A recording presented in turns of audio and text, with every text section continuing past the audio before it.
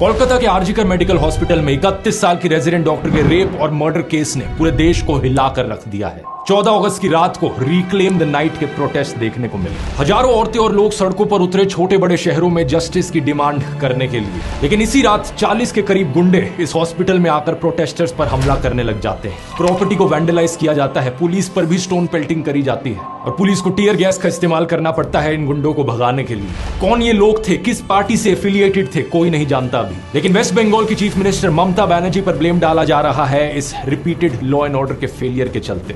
सबसे बड़ा सवाल यहाँ पर उठ रहा है, देश भर में औरतें आखिर सुरक्षित क्यों नहीं है। इस आउटरीच के बीच एक और ऐसी रेप और मर्डर की खबर आती है उत्तराखंड से, जहां पर एक नर्स अपने घर लौट रही थी हॉस्पिटल से, उसकी हत्या कर दी गई। मुझे दुख इस बात का है कि आउटरीच सिर्फ हफ्ते 2 हफ्ते चलती है और फिर खत्म हो जाती है। औरतों के खिलाफ इस वायलेंस के पीछे की रूट कॉज को कोई एड्रेस ही नहीं करता। इस प्रॉब्लम को अगर हमें सॉल्व करना है तो 3 कारण है जिनकी बात हमें करते रहनी पड़ेगी। पहला, समाज का पेट्रियार्कल माइंडसेट। इंटरनेट पर चीप कंटेंट जो औरतों को ऑब्जेक्टिफाई करता है, रेप को ट्रिवियलाइज करता है, सेक्सुअल हैरेसमेंट को कैजुअली लेता है। एनिमल और कबीर सिंह जैसी फिल्में, माँ बहन की गालियों को नॉर्मलाइज किया जाना, ये सारी ऐसी चीजें हैं जिससे माइंडसेट प्रोपोगेट होता है और औरतों के खिलाफ वायलेंस इनकरेज होता है। दूसरा, विक्टिम ब्लेमिंग। समाज में रेप के लिए हमेशा औरतों को ही जिम्मेदार ठहराया जाता है। लोग अजीबोगरीब बहाने मारते हैं कि औरत का रेप तो इसलिए हुआ क्योंकि वो बाहर गई थी, छोटी स्कर्ट्स पहने थी, औरतों को बाहर नहीं निकलना चाहिए, स्ट्रेंजर्स के साथ बात नहीं करनी चाहिए, सारा ब्लेम औरत पर ही डाल दो। इससे रेपिस्ट को लगता है कि उनकी तो कोई गलती ही नहीं थी। तीसरा, रेपिस्ट को पॉलिटिकल सपोर्ट मिलना। लोग बात तो करते हैं ऐसे इंसिडेंट्स के बाद कि रेपिस्ट को फांसी चढ़ा देना चाहिए,